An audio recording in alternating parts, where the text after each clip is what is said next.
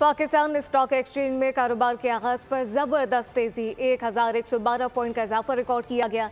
100 index 1,15,000 से ज्यादा point की सतह पर ट्रेड कर रहा है, जबकि इंटरबैंक में अमेरिकी डॉलर की कीमत में 17 पैसे की कमी रिकॉर्ड की गई है। तफसीलात क्या है, कफील अहमद से जानते हैं। कफील, बताइएगा आज क्या मार्केट सेंटिमेंट्स है?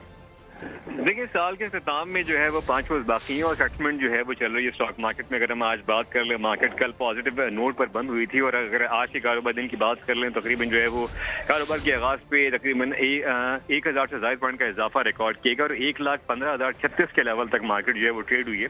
और इसमें तमाम जो करंट इंडेक्स है वो 390 पॉइंट इजाफे से 1,14,314 के लेवल पर है।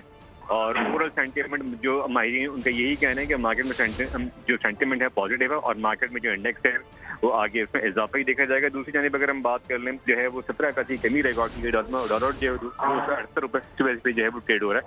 तो ये तमाम सूरत हाल मार्केट में जो सेंटीमेंट है। बहुत शुक्रिया। सब्सक्राइब करें और बेल दबाएं ताकि कोई खबर रह न जाए।